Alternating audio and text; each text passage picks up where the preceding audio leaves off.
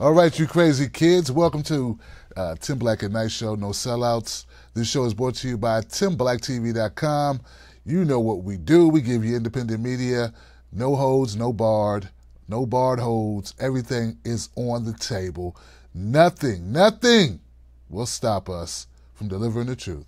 It's also brought to you by JustInformed.com, a social media site that doesn't steal your data, your privacy, or your soul. Go to JustInformed.com and tell them that Tim Black sent you there.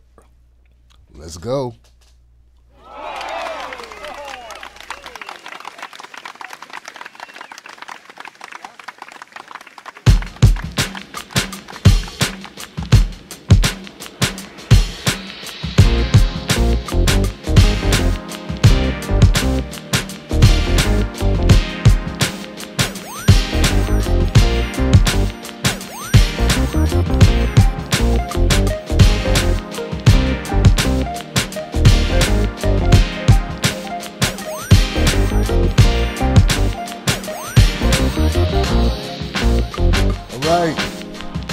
All right.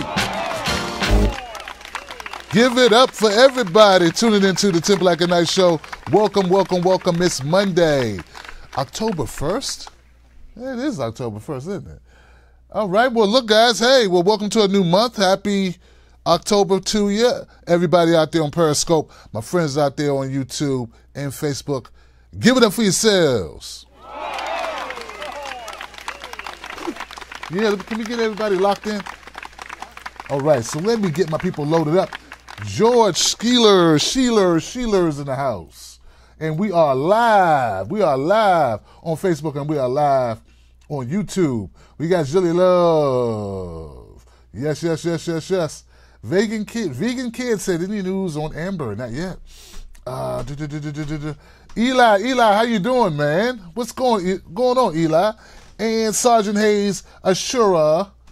Yes. Victoria Bowman from Grand Rapids, Michigan. Give it up for that. You know it. Right. Man, it is hot in here, y'all.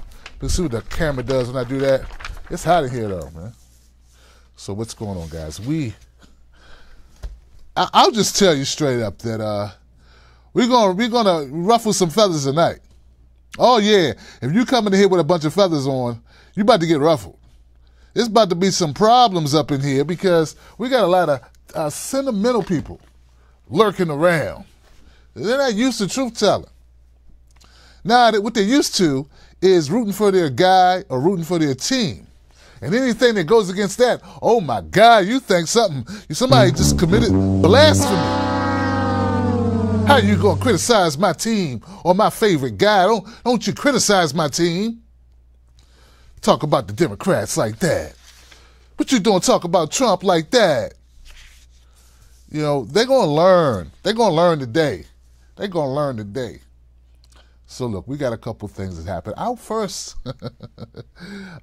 thing I want to do is I want to give a big fat shout out to everybody who sent me information on story ideas they thought were important.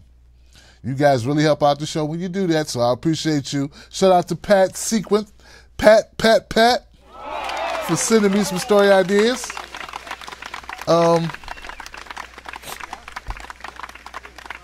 Yeah.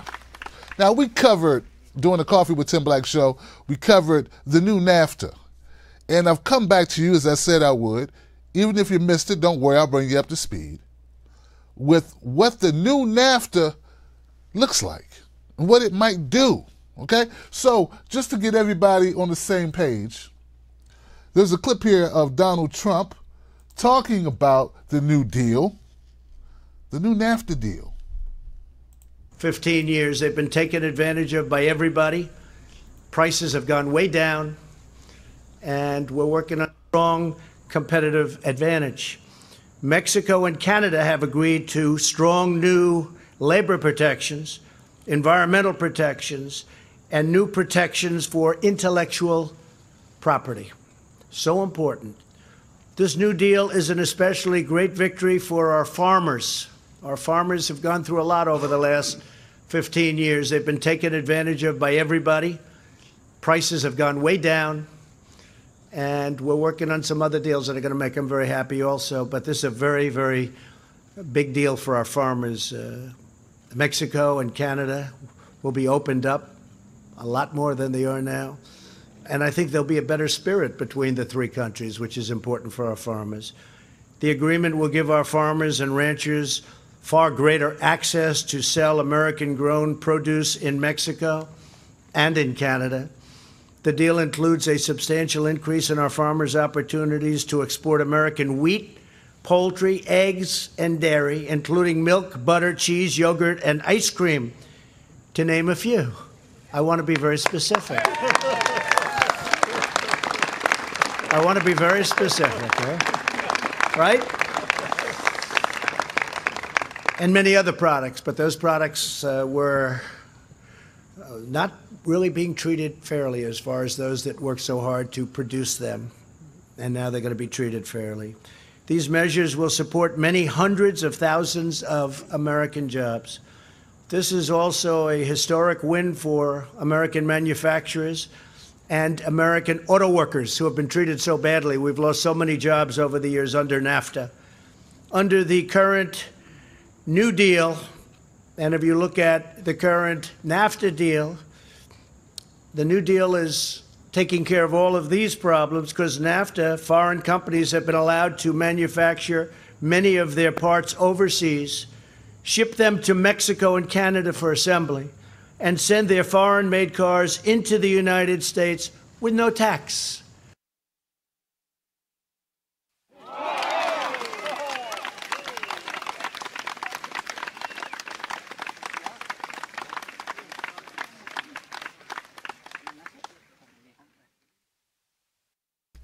Damn it. Then Donald Trump ran on redoing the NAFTA deal, renegotiating NAFTA, the North American Fair Trade Agreement. And he's did that. He's renegotiated it.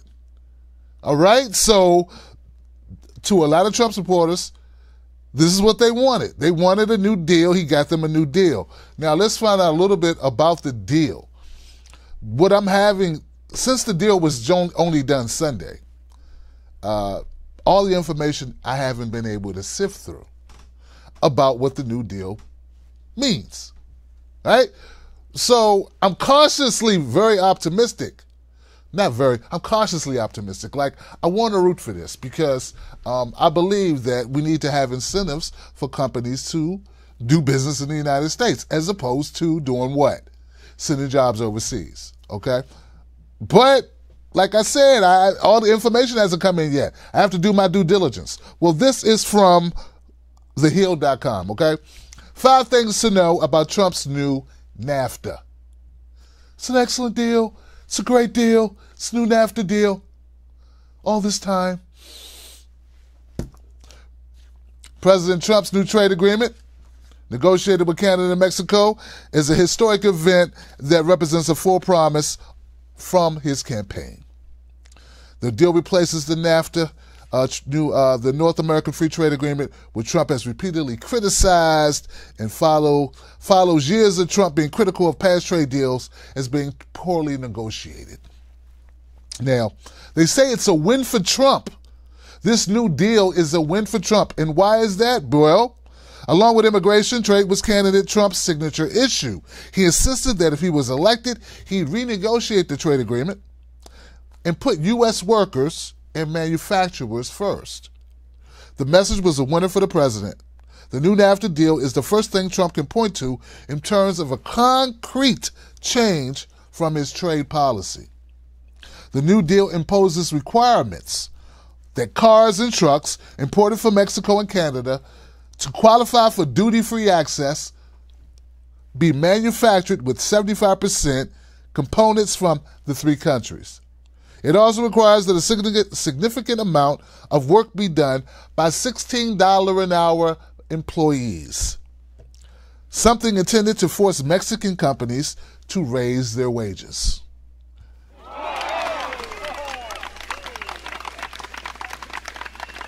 Now, the reason why that's important is that, well, if Mexico gets to pay his workers $2 an hour, then guess where all the plants going to be? You guessed it, Mexico, right? So that's why it's important that Mexico have to pay its employees at least $16 an hour, just so that it doesn't kill labor in the U.S. Now, it's also important to note, Trump also won concessions in Canada on dairy, something he will point to in states such as Wisconsin, where it's an important issue for some. The president's come under criticism for a trade policy that has imposed steep tariffs on imports from the U.S. as a way to drive them to the bargaining table. Trump will use a new deal to argue that his tough approach is leading to results. Without tariffs, we wouldn't be talking about a deal. So Donald Trump says, all right. So the argument is this. Without being tough on these mofos, nothing gets done. At least not anything we really want. All right? So that's Trump is saying, hey, yeah, I'm a bully, I'm tough, and yeah, it looks dirty, it looks like hardball, but that's how you get things done when you're dealing with other countries who have their best interests at heart. Canada was negotiating from a corner. During the summer, U.S. took a divide-and-conquer mentality, moving on from talks with Canada and putting the focus on reaching a new deal with Mexico. By the end of August, outgoing Mexican President Nieto reached an agreement with the U.S., which Trump touted by making a call to Nieto from the Oval Office in front of TV cameras. How many of you saw Trump make this call to Mexico?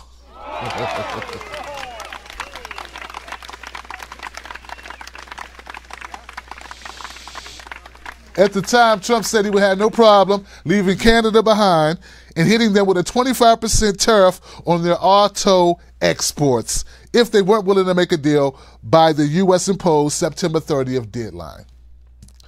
Now, so there's been a lot of jousting with this.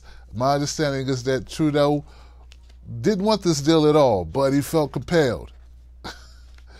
He's talking about a deal, an offer. Let me make you an offer you can't refuse. Don't be confused. You can't refuse this deal. U.S. gets better access to dairy market. Steel and aluminum tariffs stay in place. Under the new deal, Trump does not have to remove the 25% tariffs on steel and 10% tariffs on aluminum from Canada and Mexico. All right?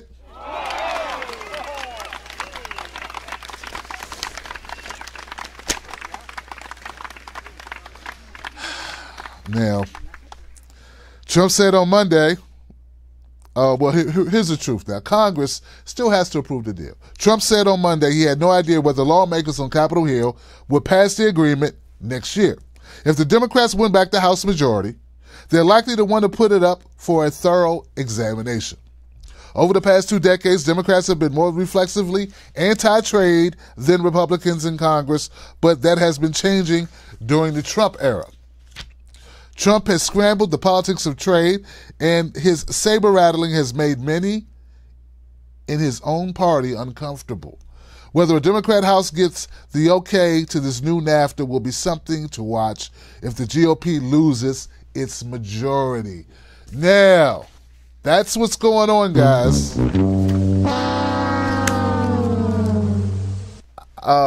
I saw a clip. Now, I talked about this on the coffee show. Steve Bannon, he was a guest on the Real Time with Bill Maher this weekend. And during that interview, he said that if the Democrats win the House, that Donald Trump would probably be impeached. There is a possibility. Yeah, I know you got a lot of Republican commentators and conservative commentators on the internet making as if this is impossible. If history serves us, if history is any indication, what typically happens is during the second year, right, the opposition party takes the House. It happened to Obama. It happened to Bush. Will it happen to Trump? Yeah. That's why these referendums are so important. The resistance movement is so important.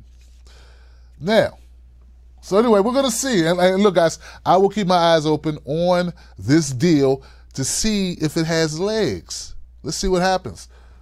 To that end, we have another clip I think that you might be interested in. Do you understand the words that are coming out of my mouth? See, there's been a lot of talk about Kavanaugh. And I've covered Brett Kavanaugh, Trump's pick for Supreme Court Justice, right? And I've covered it extensively. We've talked about it. We've had it out. Okay? Well, it's still in the news because there's been an extension of a week where they're going to look at it, and the FBI is going to investigate, and they're going to see if there's any credibility, any credence to the allegations made by Christine Blasey Ford. Now, while that's happening, well, this was happening. Check this out, guys. 15 years. They've been taken advantage of by everybody. Not that one, Prices Donald have Trump. gone way down. Not that one, not that one, not that one, not that one. Kanye rants about, we got Kanye the Dems. The Kanye, we got a lot of Kanye over here. Why I got so much Kanye? Calm down, Kanye. All this damn Kanye. Here we go. Now, Donald Trump. If it's proven he lied. Hold on. This is too good. Hold on. All right, so today Donald Trump was asked some questions about it, about Kavanaugh, and some of the testimony that occurred last week where Kavanaugh pretty much admitted to being drunk often, but never blackout drunk. So Donald Trump was asked about it on the day when he'd rather talk about his win with the new NAFTA deal. He's having to defend Kavanaugh. But his defense of Kavanaugh isn't quite as stern as it used to be. Here goes Trump on Kavanaugh.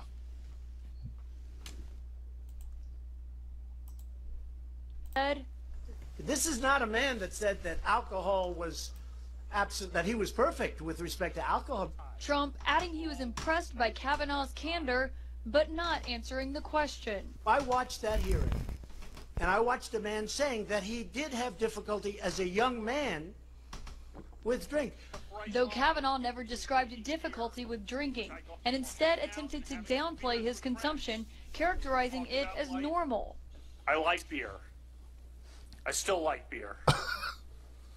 But I did not drink beer to the point of blacking out. Trump instead turning to his own sobriety. I can honestly say I never had a beer in my life, okay? Right. It's one of my only good traits. Can you imagine if I had? What a mess I'd be.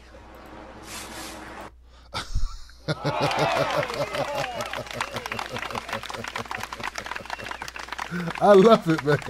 I love it, man. I love it. I thought that was hilarious. That's right. Go ahead, Trump. Like, you think I'm an asshole now. Just imagine if I drank too much. Come on, guys. Just imagine that. I'd really be hard to deal with. You think I'm disrespectful now. You wouldn't want to see me drunk. You think I have no filter now. Imagine a drunk Donald Trump. Fuck you. Everybody go to hell. All right, so now this is what's important, guys. You know, while we had these conversations about Kavanaugh, and don't get me wrong, it's important to know if you're about to appoint a justice who is a abuser of women, right? So that it would be kind of important to know that before you give them a job for life. Like, kind of want to not have that even in your mind. Like, you know, we don't even want to have that mistake like floating around, right? Possibility. So, I mean, not if you know going in. Who wants to hire crackheads? Nobody really wants to. No one wants to hire pedophiles. No one wants to hire thieves. No one wants to hire molesters and sexual abusers either. Like, these are things now, if you develop a problem while you're at the job, well, we couldn't know that, and we got to deal with that. But there's certain preconditions we really don't want in jobs that are for life, such as Supreme Court Justice. Well, while we're having these conversations about Kavanaugh and did he actually do some of the things that he's alleged to have done, we're kind of leaving out some stuff that's kind of important. Like all the other reasons why we might not want Brett Kavanaugh to be Supreme Court Justice, guys.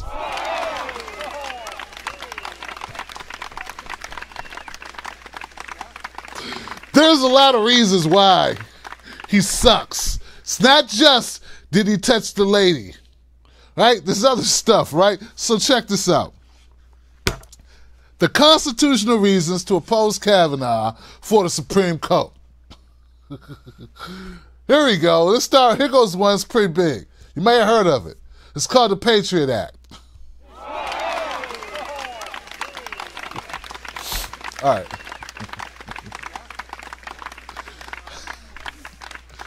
All right, so one of the most egregious acts ever perpetrated against the American people at the time was the Patriot Act. This is what happened after 9/11. We stopped having rights, basically. Like, they can come get you, and they can do what they want to do with you, and you can't even tell anybody they came and got you. They can sign their own warrants and just pick you up. That's the Patriot Act. Who was the lawyer to help put together the Patriot Act that stripped us of all our rights, the 4th and 5th Amendments? Who was working with Bush at the time? Come on. It starts with a K and ends with a nah. You guessed it, Kavanaugh.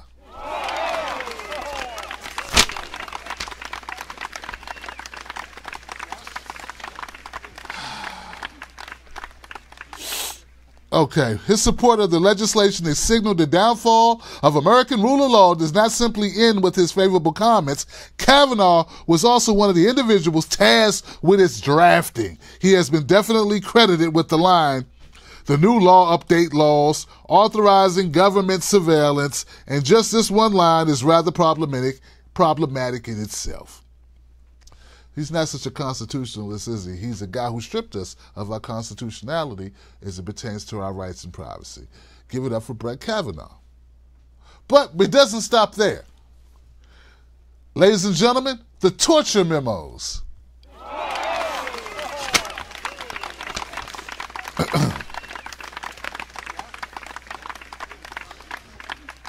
The public's discovery of the torture memos was a dark time in modern history. We'd been riding our moral high horse during the early years of the war on terror, pretending that America was the global beacon of moral and ethical treatment. But when the memos, which were originally composed while Kavanaugh served as the Bush administration, were released in 2004, the entire world caught a glimpse of just how ugly military interventions really were. That's right, the torture memos, which shows that we do torture. And we came up with weird terms to try to, hide the fact that we tortured. Who was at the helm? Brett Kavanaugh, ladies and gentlemen. Give it up for BK.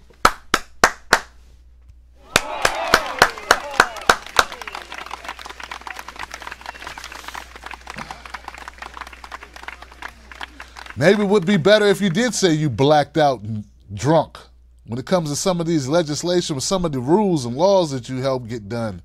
Here goes another one. Enemy combatants and the treatment of enemy combatants. A year after the 26th hearing, the Washington Post reported on a contentious meeting that had occurred in the White House in 2002. The conversation was centered on that speculation as to whether or not the Supreme Court would accept the Bush administration's assertion that they could label an American citizen an enemy combatant as their discretion, allowing the person in question to be locked up for an indefinite amount of time. This was that law that did away basically with due process. Yeah. Who was behind that? Come on, folks. By now, you got to know there's a little formula going on here. Brett Kavanaugh.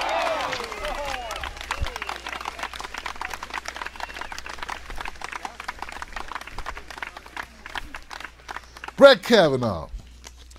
That's right, guys. He did away with your due process, and now he's bitching that you won't give him due process. Ain't it special?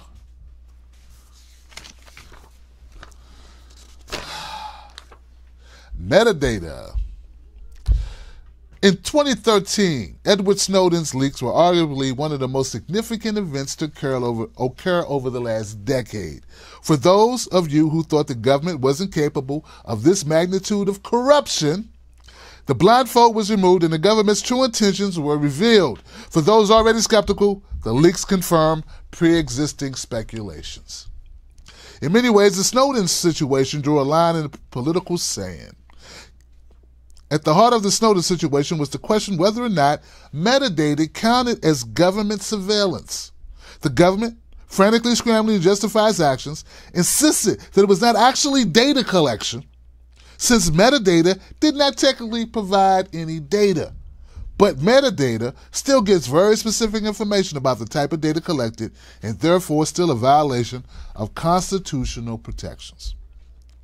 Who was overseeing the idea and the implementation that the government could round up your metadata and store it indefinitely?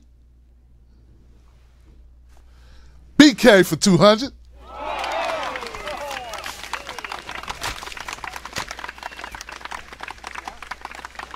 think I'm almost done here. We got to the bottom of this. All right, so we got rid of due process, even though it was a staple of our American legal system. And while the allegations made by victims of sexual assault should be listened to and investigated, there's more to due process than allowing Judge Kavanaugh to have his day in court. If the government would like to gain access to the private communications of American citizens, it must do so by going to a judge and obtaining a warrant. This warrant must specifically state what property is being searched and what is being searched for, as is specified by the Fourth Amendment. These are rights in our Constitution that you would think a judge would uphold. But what did Kavanaugh do? He sought ways to wiggle around said Constitution, basically obliterating its purpose. So for all of you constitutionalists out there, you know who you are. The ones who chide me every time I bring up guns, safety, and maybe we need to take a closer look at the, Second Amendment and how it's being utilized and how we're losing people. Like, they had no idea that we would have more mass shootings than any other country in the westernized world. Well, all you guys who love to comment and give me as much hell as humanly possible, where have you been on Brett Kavanaugh? Why are you defending and trying to send to the bench for life a judge, a justice who has showed that he does not respect the Constitution, not one iota? What is it about Kavanaugh exactly you're defending? I got a couple of guests, and all of them make you look bad. It's one thing to be a hypocrite. It's another thing to be a fucking hypocrite.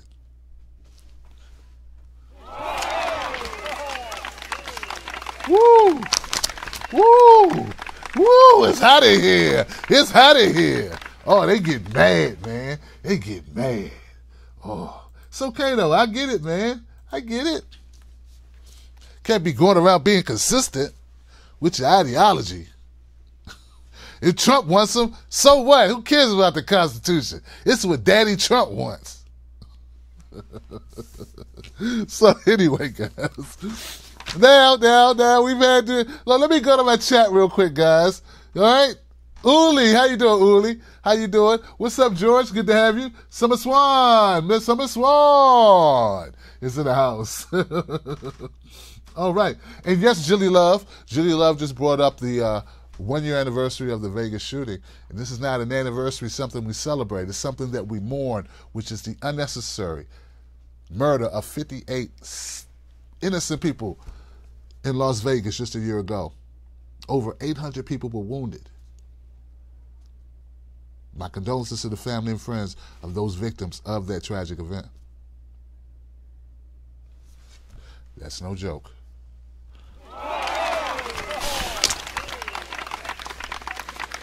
And Jilly, I did cover that. I did cover that moment of condolence this morning on the Coffee with Tim Black show, or this afternoon with Coffee with Tim Black. But since some of you may not have been here for that, and I don't know why you weren't here for it, but you probably got lives or jobs and just couldn't do it. I think it's only fitting to do it again, just in case you missed it. That being said, what you probably have not missed Well, you know what, guys, before I go to this, because I want to get to Kanye, right? How many of y'all want to get to Kanye? I mean, I really want to get to Kanye. Joking, don't really want to get to him. I want to cover him.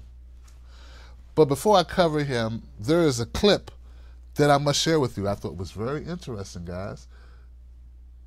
Now, bear with me, guys, as I see, because I did not load this one up, but I did create it. So I'm hoping I can pull it up here. So let's see if I can. This was made around,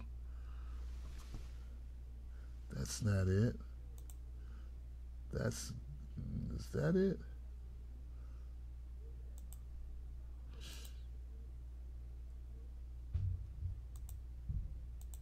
We'll try this one. This is what Lindsay. God help the next person who comes. You mentioned Dr. Christine Blasey Ford. You said she was abused by the Democrats. On Sean Hannity's program, you seem to suggest she has a problem. I want to play that. I am now more convinced than ever that he didn't do it, that he's the right guy to be on the court, that Miss Ford has got a problem, and destroying Judge Kavanaugh's life won't fix her problem. She has a problem? Yeah, I think she does. I think it was clear to me that something happened to Miss Ford. She's led an accomplished life. But we have to look at this through some prism. I don't assume that he's guilty and he's got to prove to me he's not. This is a very serious accusation. 36 years ago, to me, she was troubled by something. But when it comes to Brett Kavanaugh, he emphatically denied it. He went through his diary. Everything we know about him suggests he's not this kind of person. The people that she claimed were there said they don't know what she's talking about. She couldn't remember how she got there and how she got back. My problem is not with Dr. Ford. I really believe she was horribly treated. Whoever betrayed her trust to remain anonymous. But she says she's 100% certain. She says she's 100%. She says she's 100% certain it was Brett Kavanaugh. Yeah. Well, I can tell you this. I've been a lawyer for a long time, and you look at the accusation, and it has to be corroborated. And here's what I'm 100% certain of. When she said Miss Kaiser was at that party, she was wrong. When she claims that, when people claim that Brett Kavanaugh, not just her, is a bumbling, stumbling drunk who drugs women, is a gang rapist, I don't believe it.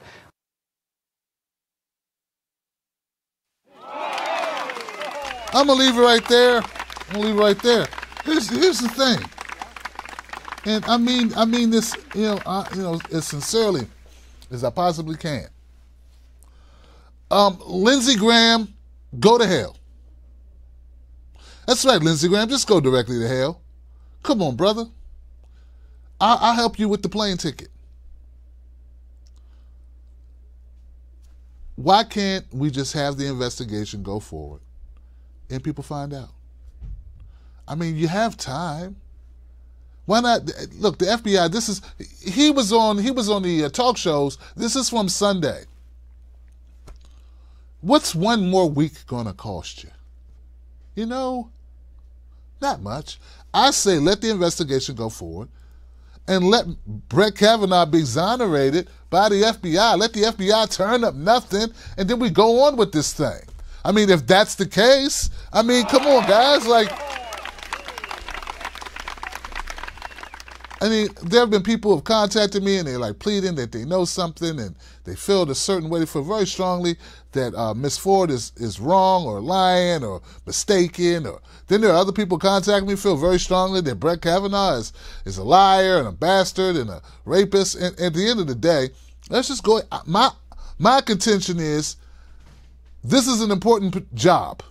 I don't think he should have the job at all anyway. I just ran through a segment on that. But I feel like we're at this point, after all of this pearl clutching, defensive posturing by the Republicans, hatchet job by the Democrats, and yes, it's a hatchet job. This is politics. This is what they do. People like Lindsey Graham suddenly forget when the shoe was on the other foot how the Republican Party did not play nice, did not look out for the better will of the country. They did what they thought was expedient for them. So they're both playing politics. Both political parties play politics. And that's funny how that happens. That's strange, right? My thing is, as an American citizen, I'm tired of it. I just want this shit over with. Let's get to the bottom of it. Stop pissing on my head telling me it's raining. And let's find out what's there to find out. There's some things you don't want to be wrong about, ladies and gentlemen, and that's the integrity of a job that's so important, or the person, or the character of a person who would have a job as important as the Chief Justice. I've laid out reasons why I don't think he should be Chief Justice. Just the fact that he didn't care much about your rights, your constitutional rights, but he gets to go and sit in front of Congress and cry and moan and bitch about him not being given due process. I found that very contradictory. It was a contradiction. I don't feel sorry for him. But be that as it may, let's see what happens with the FBI probe. And no, Lindsay, you can't attend. All right, now, folks.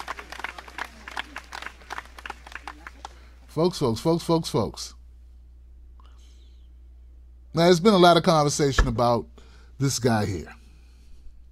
Oh, a lot of conversation about this guy here, man. Gosh, every time I turn around, people talking about Kanye West. Well, actually, last time we talked about Kanye West, he had an album coming out. And here we go again, talking about Kanye West, and he's got an album coming out. Why is it Kanye tends to get political whenever he has an album coming out? Would it be maybe he's trying to sell records because he has an album coming out? I mean, I'm not the smartest guy in media, but don't like celebrities go on press tours when they have a new project coming out? Is that really what Kanye West is doing here?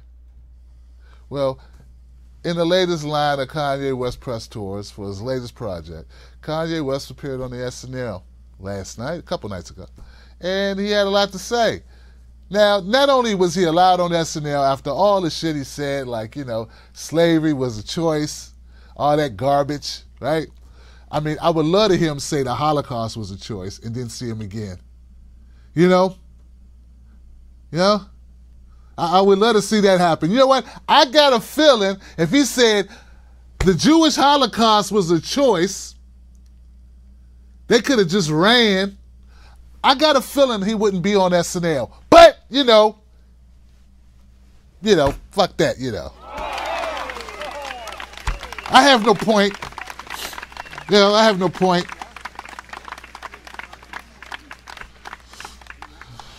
What you doing comparing apples to Fannie Mae apples to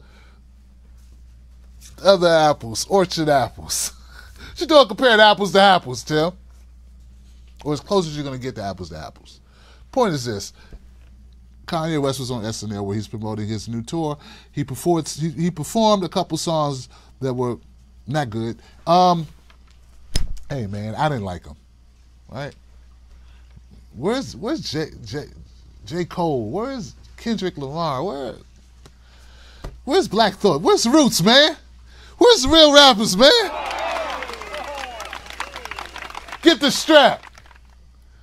Man, get the strap, man. Get the strap. All right, so Kanye West. Anyway, here goes Kanye West with his rant. It was taken by Chris Rock. And you'll notice Chris Rock's laughing during half of this shit. Here goes Kanye West without interruption. Get me off the screen. Can I get off the screen? I'll get off the screen. Always Democrats. It's like a plan they did to take the fathers out the home and promote welfare. Does anybody know about that? That's a Democratic plan. And so many times I talk to like a white person about this and they say, how could you like Trump? He's racist. Well, if I was concerned about racism, I would have moved out of America a long time ago. We don't just make out as and that inspires me.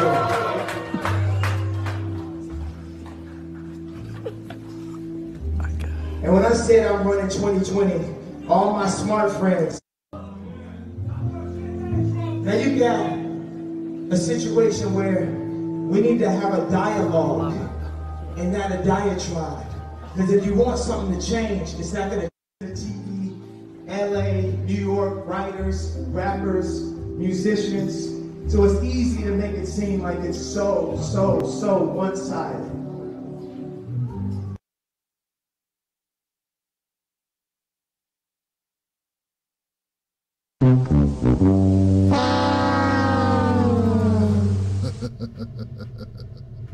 Lord.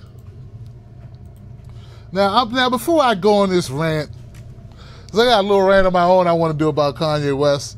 But before I do that, I'm looking for like Kanye West memorabilia. I know there's got to be some Kanye West memorabilia over here. I know there has to be. Kanye West. There he is. There he is. Jesus. All right, so I think this will have to do. What is this guy thinking about? All right, so hold on, guys. Hold on. Let's see if we can add this. Here goes Kanye.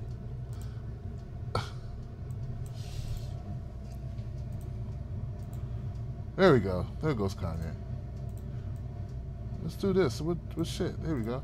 Got a lot of Kanye going on. Okay, so Kanye West. Kanye West.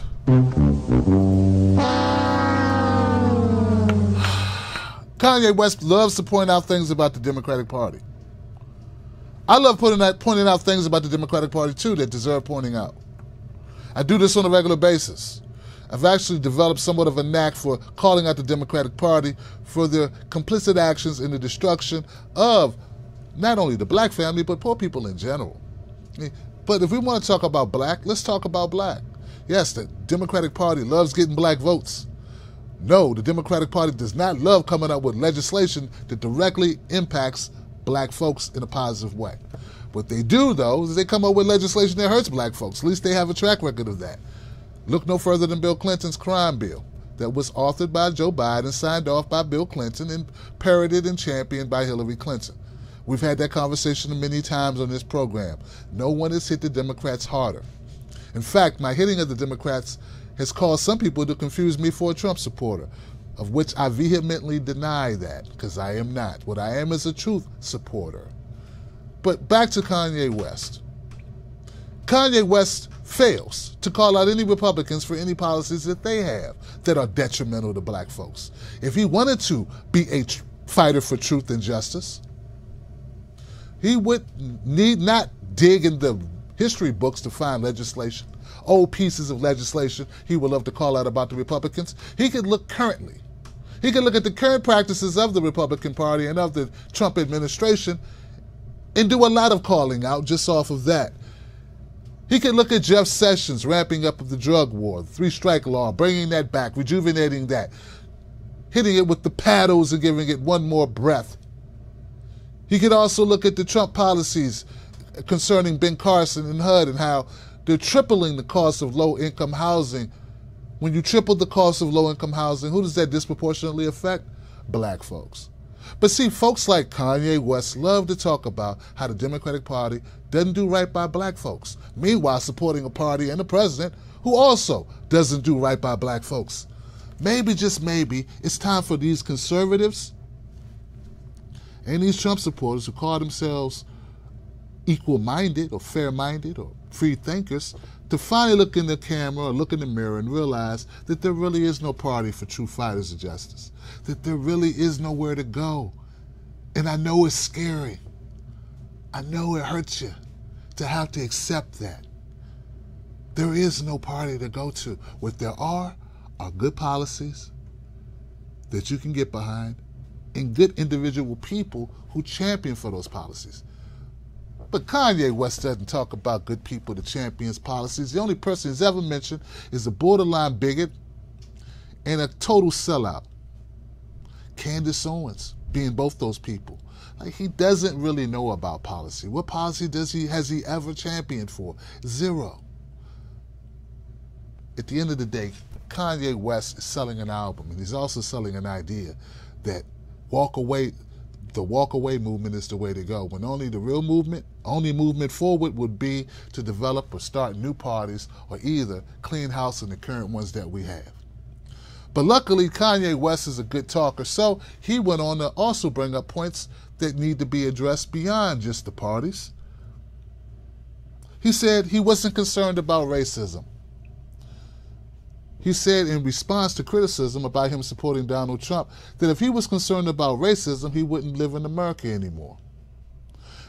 Somehow that suggests that he don't give a shit if Donald Trump's a racist. He didn't say Donald Trump wasn't racist. He said if he was concerned about racism, he wouldn't live in America anymore.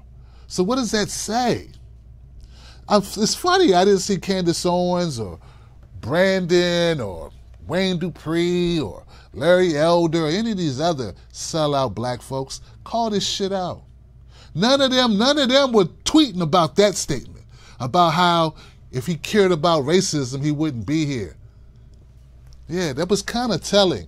I mean, I don't know about you, but I couldn't support somebody I thought was racist, no matter if they had a cool hat and a catchy slogan or not. But it doesn't stop there. A lot of what Kanye West said in his rant were just buzzwords he'd heard off the internet. I mean, where else would he get, we need a dialogue, not a diatribe? I bet if we look that up, we'll hear that somebody else said that a couple years ago, and Kanye West heard it and thought it would be cool to say on SNL during his rant. The bottom line is that Kanye West is not intellectually honest. He's dishonest, disingenuous, and a performer, not a true person fighting against the system. People who fight against the system, they don't complain about being censored when they're on one of the biggest platforms in America, able to speak. No, true people who are censored are people like your brother Tim Black, who would never, ever be on SNL. Hell, I can't even get on P&J. SNL. But the bottom line is not just about me, it's about truth, guys. Look, I know it's painful to admit that there really is no party for you. Green Party holds some promise, the People's Independent Party holds some promise, but at the end of the day, there's really no party for freedom thinkers. No party for independent thinking. Not in the Democratic Party, not in the Republican Party. Unless you're willing to gut those parties from the inside, clean them out, and deposit new people, get money out of our politics, come up with ranked choice voting, eliminate the Electoral College, overturn Citizens United. I mean, until we do all those things, and none of those things, none of those things has Kanye West ever tweeted about. Until you do those things, we're going to be fighting an uphill battle. I'm not going to say the fight is going to be easy, but I can tell you it's a lot harder than for these Hollywood types to even get involved in. Folks like Kanye West. That's not to put all Hollywood types in the same bucket, because some of them, they do know issues and they do care. But for the most part, it's a bunch of talk. So Kanye West, look, it's nice you got a record coming out. If you are a sincere individual, as you say you are, and you do care, maybe you should care enough to get involved about policy, not buzzwords. And when you don't have a record out or coming out, then come holler at us. Until then, shut the fuck up, my dude. All right, guys, thank you for tuning in. I appreciate you.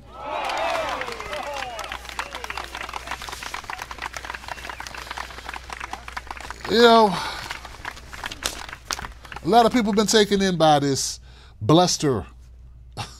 You know, they feel like, you know, whoever helps their political side.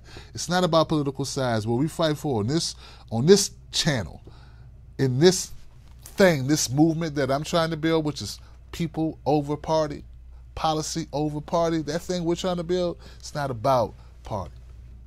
But I do take exception to folks who claim to fight for the disenfranchised when they do anything but. It sort of reminds me of those people who want to be black but don't want to be black, but want to fight for black issues but don't really want to be black. They want to be everything but black. I got a problem with that. I really do, guys. I'm going to leave it there. There's more to say, but I think we've said enough for one night. I want to thank everybody who tuned into the show. I appreciate you. I'll see you tomorrow, 9 p.m. Eastern Standard Time for another edition of this, the Tim Black at Night Show. Also, tomorrow, let's say 2 p.m., Coffee with Tim Black will be back at you with the latest news from the last 24 hours. And, yeah, if you support independent media, if you value independent media, become a member of the Tim Black Show. It's real easy to do. You go to patreon.com, Tim's Take Live, sign up there, any amount, whatever you can do. Don't hurt yourself. It works. Also, go to justinform.com, become a member of a social media site that does not steal your data, doesn't sell your name, your address, none of that stuff. Just a conversation, a place where like-minded people come together and talk about the issues. That's it, guys. Have a good remainder of your evening. I'm Tim Black. Email me at tim@timblacktv.com. And until we meet again, don't let nobody take your cornbread, and don't argue with these knuckleheads. Just sprinkle some facts on them. Peace.